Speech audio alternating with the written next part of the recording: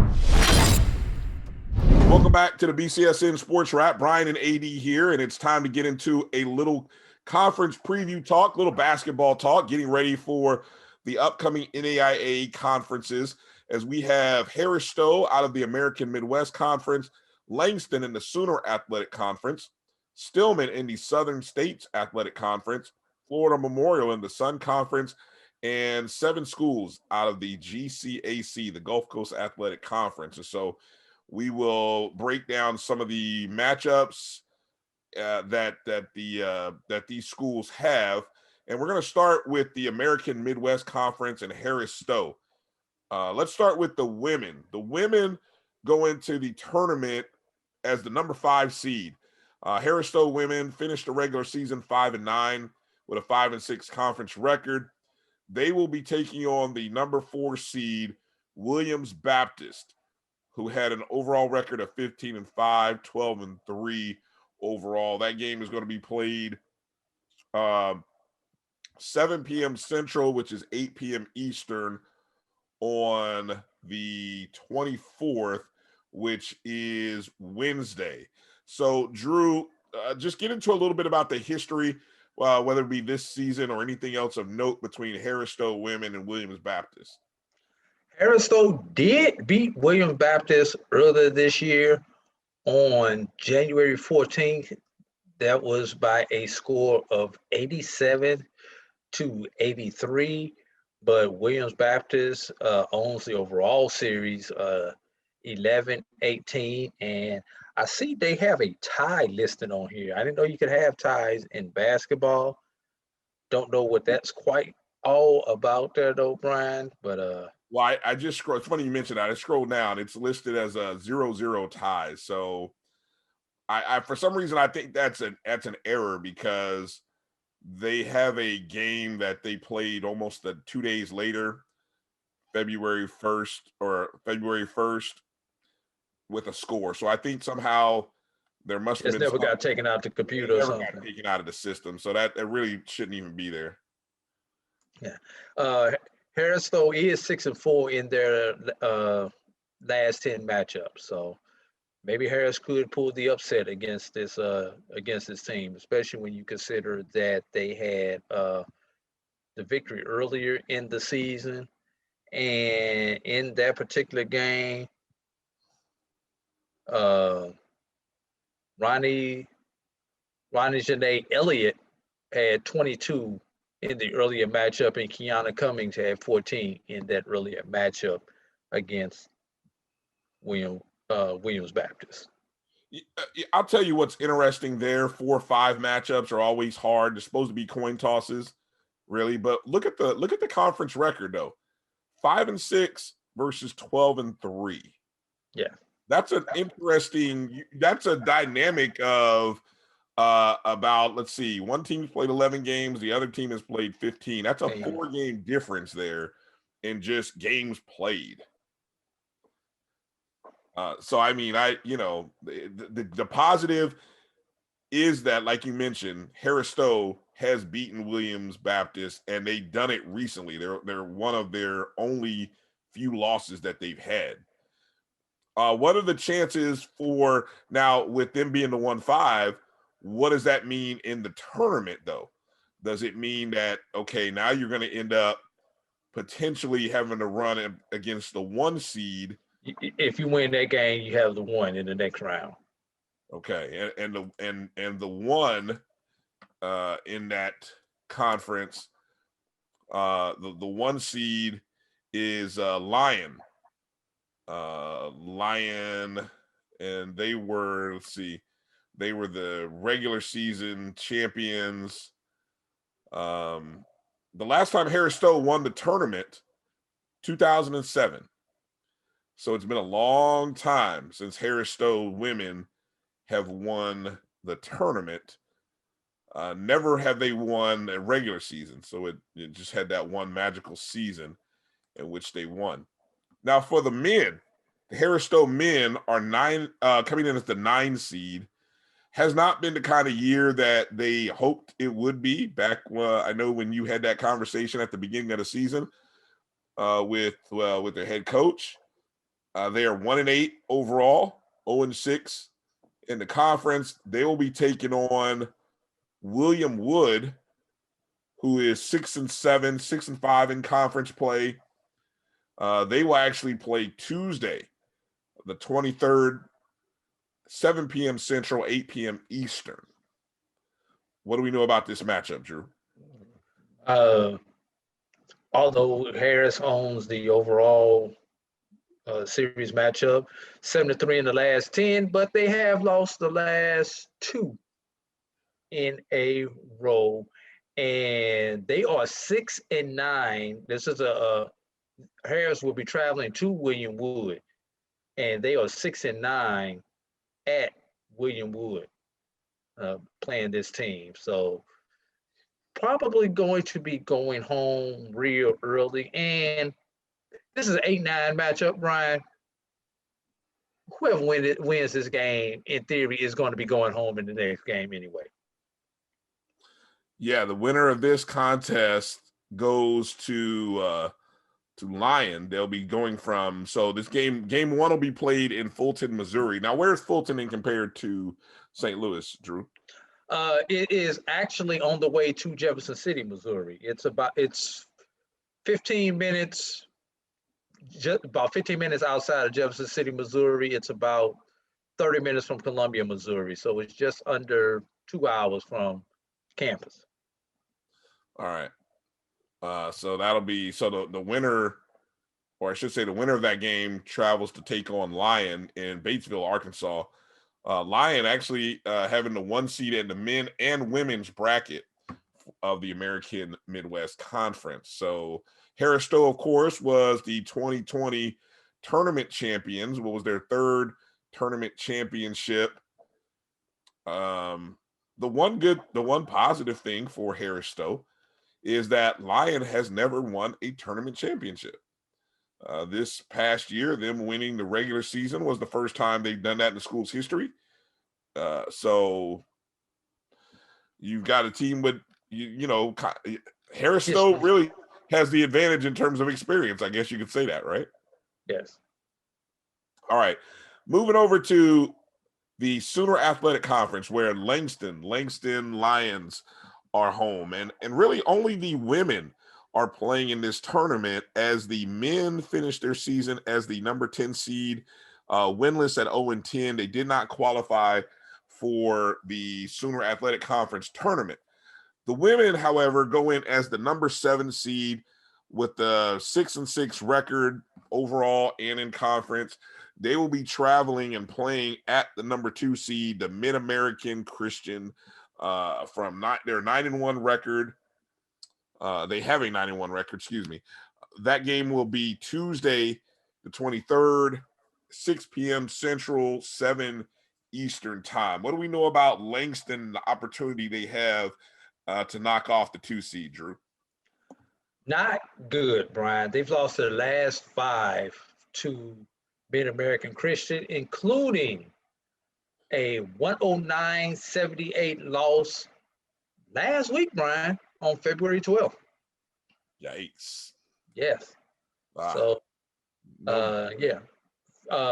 Mid-American Christians won 5 in a row against Langston.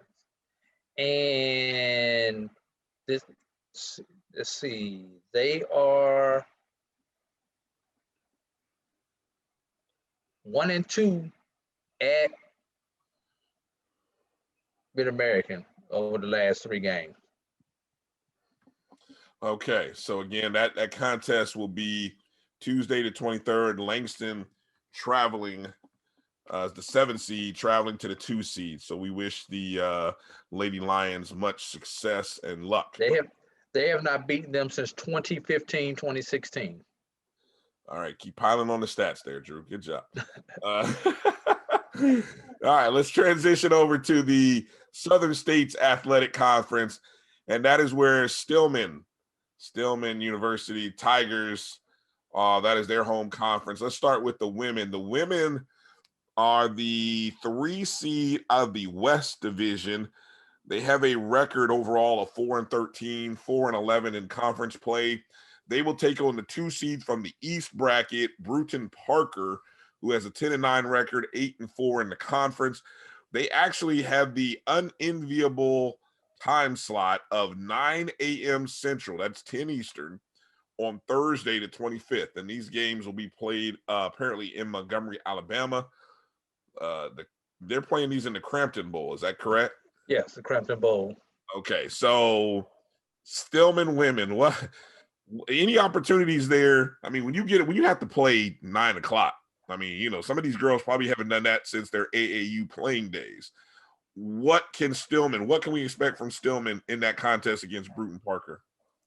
The one advantage Stillman has is they're only about an hour and a half from their home. So they don't have the big travel that Bruton Parker would have getting to Montgomery, Alabama. And I may be stretching it when I say an hour and a half from Tuscaloosa to Montgomery. May not quite be an hour and a half ride between the two, especially if you know those back roads like I used to when I lived in that area. Okay. But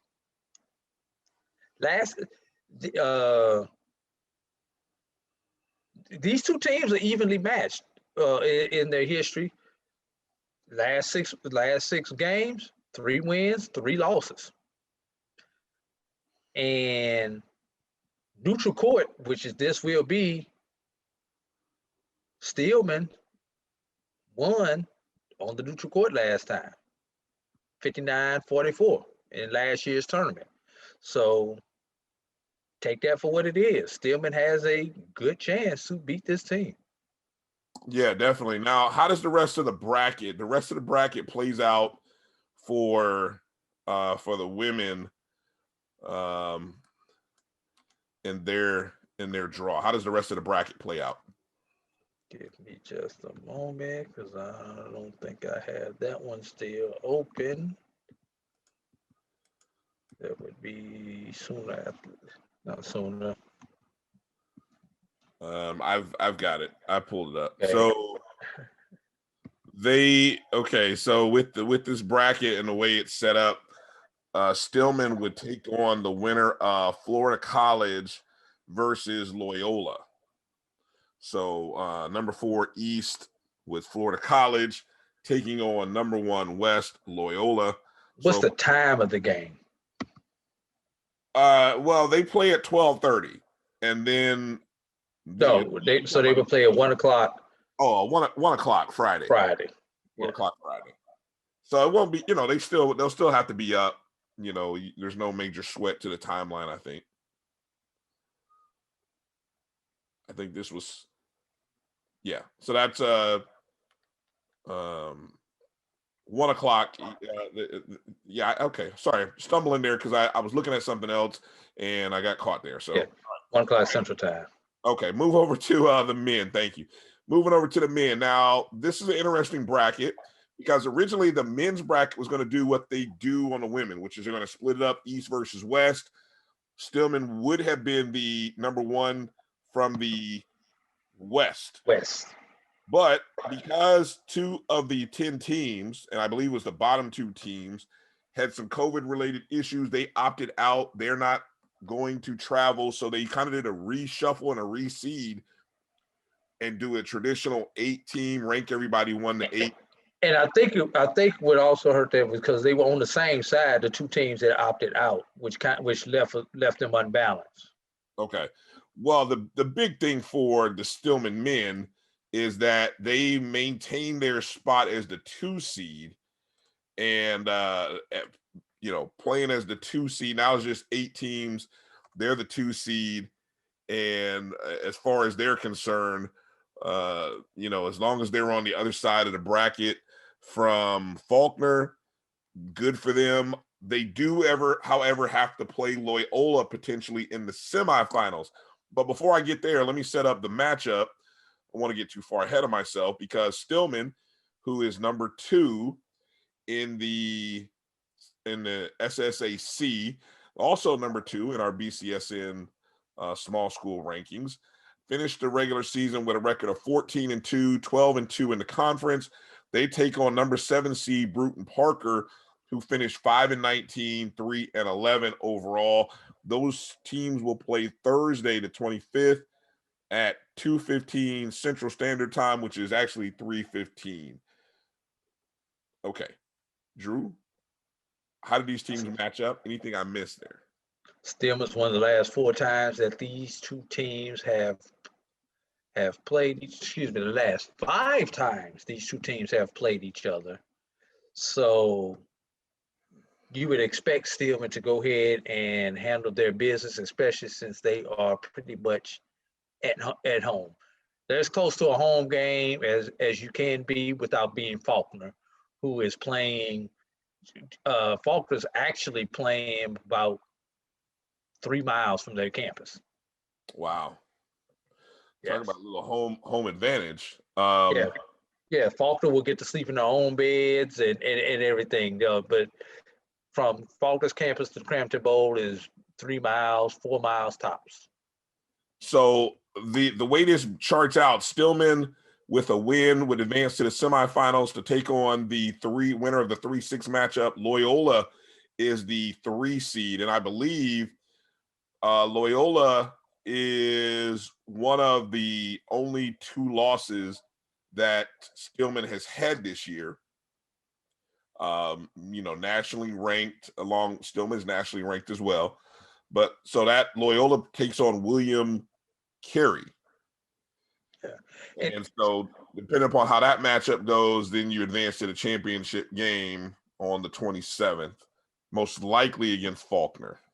Faulkner has a tremendous advantage in the championship game on Saturday.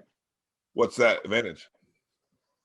Faulkner being in the same city as the tournament. Their campus is in the same city as the tournament. Championship game is at 6:30, Bryan. Stillman will be in hotels. They will be out that hotel 12, maybe 1 o'clock. They will have 3 to 4 hours of time that they have to kill. Kids will be on their feet. They'll go to the mall. They'll where you traditionally would go to the mall, you would do something. So Faulkner will be able to hang around, stay in the dorms, do whatever. They even go have a shoot around at their own gym that morning, and then go back and lay down in their beds and everything. Faulkner will have a great advantage being at home if it becomes a Stillman Faulkner matchup. All right. Well, you gotta win 2 games to get there. So at that point, we'll see what happens for Stillman. But yeah, good. Definitely something worth taking in consideration should we get a 1 versus 2 matchup in the SSAC. All right, moving over to the Sun Conference where Florida Memorial calls home.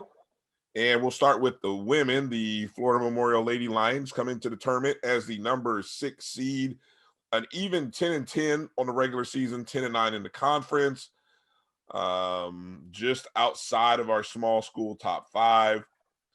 Weber International is the 3 seed, 16-9 overall, 12-8 in conference. So needless to say, we're talking just a handful of game difference between these 2 schools. Florida Memorial women will play Tuesday the 23rd, 6 p.m. Eastern time. Drew, what's the history in the matchup looking like for this game? Florida Memorial has lost their last 4 to Weber. They play each other twice a year. based on the conference schedule. The one thing about this, though, Bryan, 3 of these last 4 matchups have been close matchups. When I say close, 1-possession games. So Florida Memorial can hang with this team, except for the last one, which is played on the 28th of this year, where Florida Memorial lost by 13. But correct me if I'm wrong, that was a time when Florida Memorial just started going through all the injuries that they had. They had multiple people in and out of the lineup at that point in time. So they're as healthy as they're going to get. They have a couple people who will not probably be returning, but they're as healthy as they are going to get right now. And let's be real, 9 times out of 10, they had the best scorer on the court in Kiana Tolbert. They have Heather Duran. You know, if Jabari Tillman, Heather Duran, and Tolbert can each go for about 15 to 20 each, that gives them a good chance. As the 6th seed taking on the 3, it puts them on the side of the bracket away from Southeastern. So the winner of this contest would take on the winner of St. Thomas versus Ave Maria. And even though, correct me if I'm wrong, St. Thomas is the higher ranked team of those 2, and Florida Memorial has had much more success against St. Thomas than Ave Maria. So a victory in this first round could propel them to the championship game. Right, and Florida Memorial just defeated St. Thomas. So did they sweep the series? No, remember that was the men. That was the men. The women were 1 and 2, but remember the first 2 meetings they had double-digit leads going into the 4th quarter and actually gave it away. Yeah, gave it away. So optimism for Florida Memorial should they get by Weber. They just got to get over the hump against Weber, and then anything's possible in the next round. For the men, different circumstances for the men. They're the 7 seed. Finished the regular season 7-16, 7-13 in the conference. They will take on 2 seed Ave Maria, who finished their regular season 19-10, 13-7 overall. They're going to play their first game on Tuesday the 23rd, 7:30 p.m. Eastern. And I did mention that the women are playing at 6 Eastern, right? Yes. All right. So those of you interested in Florida Memorial, you get to watch the women at 6, get a chance to possibly watch the men at 7:30. All right, Drew, set the matchup. What can fans expect from based on previous history between these 2? Florida Memorial has not beaten Ave Maria since January of 2017. Woo! Wow. What does that mean? Coach Ansar Alamin is 0 for Ave Maria. All right. Well, does he have what it takes? Has he figured out how to play with the size that he has, the size advantage that he has? Cam Mack coming back Sam Mack coming back. It could be a great advantage and equalizer for this team. Right. As you project forward, you're the 7 seed. Of course, you're on the opposite bracket away from the hot shooting Warner team. And let's see, the 3-6 matchup is between Kaiser and Coastal Georgia. So you never know. A win might open the door for you to somehow sneak your way into the championship game. Yes? Yes. All right. Want to make a quick mention before we take a break. Over in the Red River, Jarvis Christian is in the Red River. Their tournament won't begin for another week. They're still playing regular season contests. Their tournament will be at LSU Shreveport beginning on March 1st. So we don't know for sure whether Jarvis is guaranteed a spot into the tournament, but we remain optimistic and prayerful and hopeful and all those good things, and we'll kind of see what happens for the benefit of Jarvis. I miss anything in those other conferences, Drew? I think we got everything. We just talked about the NAIAs because Division Twos will be finishing up next week, along with the Division Ones will be finishing up in another week also, or another week or two. All right. Well, let's take a break. When we come back, let's get into talking about the Gulf Coast Athletic Conference and all of the variations and things that go on there. You're watching and listening to the BCSN Sports Wrap with Bryan and AD. We'll be back right after these words.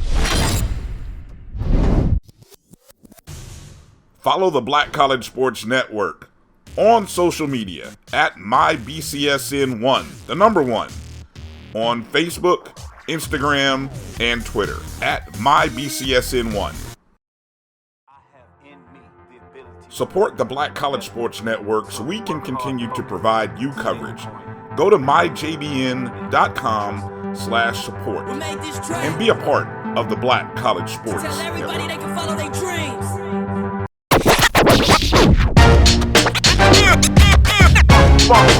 It's like a loot machine. All around town, people trying to get down.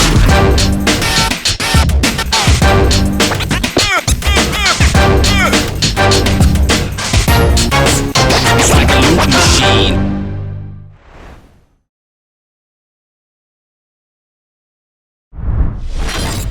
All right, welcome back to the BCSN Sports Wrap. I'm Bryan. That's AD. And I want to remind us, hey, you can follow us on social media. Find Drew at BCSN Drew on Twitter. Find me at DRB365. Make sure you're following the Black College Sports Network on Instagram, Twitter. Find us on Facebook using the username at or hashtag, or not the, what do you call it? The handle at MyBCSN1, the number one, at MyBCSN1, the number one. That's where you can find us all. Website, www.mybcsn.net. Bam. There we go. Back to more NAIA conference previews. The GCAC, Gulf Coast Athletic Conference, we are very pleased, fortunate, blessed to have an opportunity to broadcast the semifinals of the men and women's, as well as the championship games on for the third consecutive year. So we thank Dr. Kiki Baker-Barnes and the Gulf Coast Athletic Conference for making that possible. We look forward to a great podcast. Myself, AD Drew, and our team will be heading up to Jacksonville to cover this contest, or these contests, as we get 4 games on Saturday, 2 games on Sunday. We're going to start with the women's division first. That was where the most intrigue was heading into the tournament, because we had 3 co-champions. We had 3 regular season champions that all beat each other during the regular season. We had Russ College, who defeated Talladega. We had Talladega, who defeated Edward Waters. And then we had Edward Waters College, who defeated Rust. So given that all those teams, there was no others, all the head-to-head tiebreakers circled out, everything else, they had what as best as I could call a roll of the die meaning die. A virtual roll of the die. See, I wasn't gonna give all that out, Drew. See, you just talking. Anyway, all I'm gonna say is we thought there might be hands on some dice, and we might be some rolling. None of that happened. It was just a so. Again, Rust went in as 1, Talladega 2, EWC 3. And after whatever it was that they did punched a number, punched a ticket, whatever it was, however it was decided through this virtual meetings of doing it. It ended up in the same order that they walked in as. So Rust walked in as the 1, Talladega walked in and out as the 2, Edward Waters walks in and out as the 3. So that means Rust College gets the bye heading into the tournament. Rust with a 13-1 record, 5-1, of course. They are BCSN small school number 3 team. I'll ask you, Drew, very quickly. How on a scale of 1 to 10, where would you be if, say, you were Edward Waters' coach or Talladega's coach regarding the seeding and what happened? Where would you be? Scale of 1 to 10, from okay with it at 0 to 38 hot at 10. I'm gonna take Edward Waters first. If I'm Edward Waters, I'm the host. Right. I want to be the number 1. I want the bye. Right. So Right. that I can get everything ready for our guests. I'm gonna say that politically when I say that. Well said. But you know, you don't want to have to play the extra game. No. The one advantage that they have by playing the extra game is they're at home playing the extra game. Unlike the Edward Waters men who have to travel to play the extra game and hope that they come back home. Now, do you want me to get into the forecast game, or are we just talking about the roll of the die right now? Well, we were just kind of talking about the die, but I mean, you're if I'm Talladega, I'm upset also because I've had I had the top team and the thing, but Rust is ranked ahead of me for some reason in the doggone NAIA. But I've played more games. I've played different competition. Yeah, Rust beat me. Got to give them that. Nah, they beat But them. I'm upset. They beat them good too. Now it wasn't like it was like a short loss. They beat them by like 20 something. Right. And if anybody should be coming into this tournament with a chip on their shoulder, it should be Talladega for the way that they lost the tournament last year to Philander Smith. Good point. Good point. Good point. But same chip on the shoulder at Russ, because Russ lost to Philander Smith first in the tournament last year. Well, so what would you do differently? Let me ask you that, Drew. I'm putting your commissioner's cap for a second. How would you, I mean, would you base this off of maybe points scored, points allowed? There's got to be a better system than what was done this past weekend. You hope somebody loses. You hope they take care of it on the court. That's what you do. I've seen the double flip of coins. I've seen putting them in the hat. There is no right system, because you really don't want to get into the points scored, points allowed, and all that stuff, because it encourages coaches to coach in a different way. We've coached AAU ball, Bryan, and when it comes to those tournament tiebreakers, because you only get your 2 pool games before you go into your bracket play. You trying to beat teams by what's the max you get? You get 15, no matter what. Okay, I'm trying to beat. I want to beat this team by at least 16, so I can get that 15. So you get that one, but then the next tiebreaker is points allowed. So I want to beat you by 15, but I don't want you to score nothing. So it changes your whole coaching strategy when you're coaching, looking at that scoreboard, trying to get to that magic number.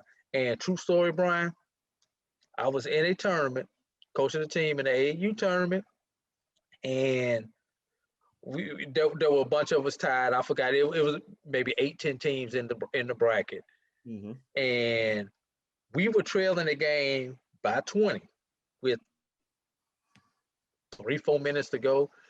And somebody asked, like, why are you playing this like a 2-point basketball game? You know, I'm fouling, I'm doing everything like you would be doing in a 1-2 possession ball game, right? 15 was the max. I knew there were 3 other teams that had that minus 15. Lost that game by 14 points. Wow. It was the difference between me playing the extra game and that bracket play. Because I was able to get that 1 extra point by coaching that game like it was a 1 possession game. So, like I say, it changes the way you coach. All right. I think I would go with something like points allowed as the tiebreaker. You know, I think in conference game, points allowed would kind of be my first.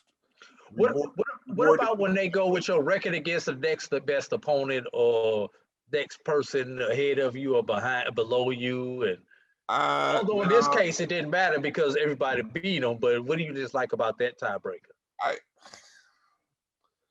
Because again, it's relying on someone else. I think the first tiebreakers ought to be what you do on the floor. So you've got the head-to-head, and I think the second best that doesn't encourage unsportsmanlike behavior is points allowed, because that's defense. That's you. How many points you gave up, you and your team. Not running the score. Not running the score up to try to add more points to, you know, the bottom line. So that's why I'd go with that. Or I would take my best 3-point shooter into a virtual 3-point shooting contest and then go from there. All right, not going to happen. Let's get into the women. So the women get the Russ Bearcats get the bye. They will take on the winner of the 4-5 matchup, which will be between Xavier as the 4 and Philander Smith as the 5. So that is that game is actually going to be played on Wednesday, the 24th at Xavier. Philander 4-7 overall, 2-4 in the conference. Xavier 9-6 overall, 2-4 in the conference. Drew, what can we what's the series like, history between Philander and Xavier? Xavier beat Philander in their only matchup this year, 62-53 on January 13th in one of those pods that they've had. This is about as even as you're going to be able to get, Bryan. These teams are 5-5 in their last 10 matchups, but Xavier is 9-2 at home versus Philander. So just based on that, you would lean towards Xavier winning. Of course, we'll never forget the outstanding run that Philander Smith had last year. So it'll be interesting to see, can Philander do a similar run where they may have to come out, and remember, it all started with an overtime in this round. So Xavier's got to be careful, and Philander had some positive. Was that game they played in the roundup? Was it at Xavier or was it at Talladega when they played previously? That would be the Talladega roundup. Okay. So I believe they went to Talladega first. So they haven't been back to Xavier since they won the GCAC last year. Correct. Right. Okay. Well, interesting. Okay. On the other side of the bracket,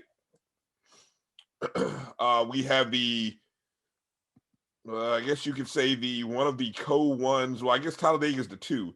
So the 2 seed, Talladega. But co-number 1. Well, but I'm going by seeding. In the tournament, in the bracket. So the number 2 seed, Talladega Tornadoes, who are 15-2 overall, 5-1. They're number 1 in our BCSN small school polls, playing hosting number 7 Dillard. Dillard was 2-9, 1-5 overall. That game will be played on Wednesday, the 24th at 6 p.m. What should we expect from this matchup based on the series history, Drew? And why is my link not working to the series history that I thought I had locked in when I did this? Talladega and Dillard. thank you. Yeah, I've got it pulled up. I was able to pull All right, I've got it. Okay, good deal. Dillard's traveling to Talladega, who has never defeated Talladega in Talladega. All right. Yep. 12-0 in Talladega, even though they are 5-5 in their last 10. Talladega wins on their own home court. Last time these two teams played, which was on February 3rd in Talladega, Dega won 77-73. All right. And then the other contest is between number 6 Tougaloo, 2-6 overall, 1-5 in the conference, taking on number 3 seed Edward Waters. Co-number 1. Right. Number 1, number 3 seed at 11-4 record, 5-1. What can you tell us? That game will be played Wednesday the 24th, 6 p.m. Eastern. What can you tell us about that matchup? Tougaloo's record is 14-6. Excuse me. Edward Waters is 14-6 against Tougaloo overall. But Edward Waters beat Tougaloo earlier this year. Let's keep something in mind with that matchup, Brian. That was a makeup game coming out of the pod, number 1. Number 2, that was Tougaloo's first game of the season. Okay. They had just came off of COVID and had 2 practices before they went and played Edward Waters. Wow. And here's the other thing. Even with that, they still could not stop Amari Pittman in that particular game. Yeah. Amari Pittman is the one player who could light it up for 40 against anyone. Now, will she have some teammates who can go and support her? Because she can single-handedly take over a game.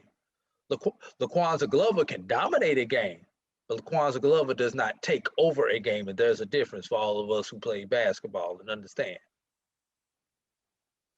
All right. So this matchup actually scares me for Edward Waters, believe it or not. Oh, wow. Okay. Yeah, because you didn't get a true measure of what these two teams look like in their first game. Right. Because of those circumstances. And remember, last year, Edward Waters is the team that took Philander to overtime in the first round. Excuse me, Tougaloo is the team that took them to overtime in the first round. Okay. All right. Good stuff. Good stuff on the women's side. We won't make any predictions or anything like that as we're calling those games, but we'll be interested to see how it all shakes out and who will be coming to Jacksonville to join us. On the men's side, the Talladega Tornadoes, the men, number 1 team in the small school BCSN poll, 23-2 overall, 5-1. They earned that first week bye and won the conference. Seems like forever ago. Probably, I think they won it maybe sometime after the first roundup. I think they were able to claim the victory. So what that sets up then is they take on the winner of Edward Waters versus Rust. Okay. So EWC, 11-7 overall, 2-4. They, of course, are number 5 team in our BCSN small school polls. taking on Rust College. Rust is the number 4. Number 4 seed. Yep, I had to make sure I was reading that right. With a record of 7-9, 2-4 overall. This will be played Wednesday, February 4th. What can you tell us, EWC, in this matchup, Drew? EWC versus Stillman. Rust, where EWC is 4-1 against Rust in their last 5 games, and I believe EWC won the earlier season matchup against Rust this year in one of those roundups. Not familiar with which one that was. Okay. So, but Edward Waters has to go on the road to Rust. Yeah. Here's the thing. We know Edward Waters is coming back to Jacksonville. Question is, will Rust be on the bus behind them coming back to Jacksonville? Oh, I see what you did there. Okay. My contact. That was very good. On the other side of the bracket, we've got the 7 seed Tougaloo Bulldogs taking on Xavier as the 2 seed. Tougaloo's 3-10 overall, winless in the GCAC. You've got Xavier, who is 10-4 with 5-1 conference record. That game is played Wednesday, the 21st. I don't think we have an exact time, so we'll have to wait and see how that shakes out. We don't have the time on that one. It will be Wednesday, the 24th. Then you've got Rust, who was that 3, and I don't know, did I mention that there was no, there was only a 2-way tie in 4th. So we had Rust, who technically will be that was a 3-way tie. All right. See, okay. So our notes here, I'm looking at the notes. I wish we would have just done this by seeding.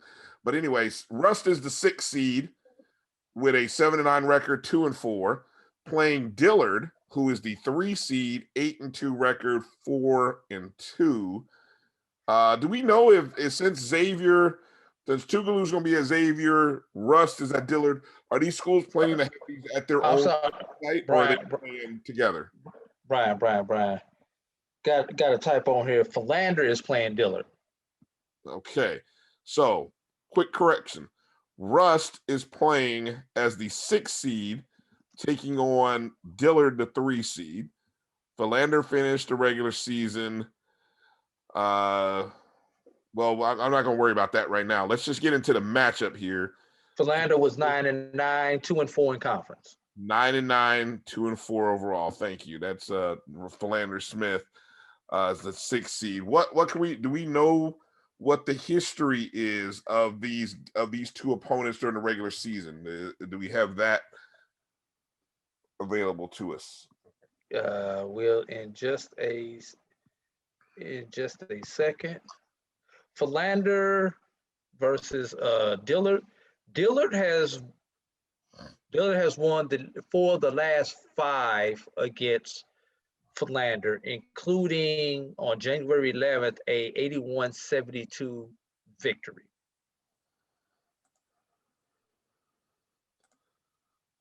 Okay. And so that is a 6 p.m. Central tip-off. That's 7 Eastern on Wednesday the 24th. So just again, let me reset everything here on the men. Talladega has the bye. They will take on the winner of the Edward Waters Rust matchup. That's a 4-5 matchup. Then on the other side of the bracket, you have 7 seed Tougaloo against number 2 Xavier. 6 seed Philander Smith taking on 3 seed Dillard. On that side of the bracket, all these games those 3 games that they're actually playing are Wednesday the 24th. That is Wednesday of this week, 6 p.m. Central, 7 Eastern. We still don't know officially if that's what time the Xavier Tougaloo game will be, but I would not be surprised if it is. And Bryan, that game scares me for Xavier. Well, it's a rematch of the championship. So it is on the same court. So if there was going to be an upset in the men's bracket, that might be it. I know anyone from Xavier is not going to want to hear that, but the reality is you've got a team returning to the site where they lost their tournament hopes and the GCAC championship and all the pomp and circumstance that comes with it. So Tougaloo will be sharp in that. And so I'm going with that as the potential upset. And then I'm going on the women's side. I'm saying Philander versus Xavier might be the potential upset. All right. Well, Is a 4-5 really an upset though? No, not at all. Okay. You're right. Good point. All right. That's going to do for the GCAC, SSAC, Sun Conference, Sooner Conference, American Midwest Conference, our HBCUs playing this upcoming weekend or this week, beginning Tuesday the 23rd, heading into many of their semifinals will take place either Friday or Saturday, with championships on either Saturday or Sunday.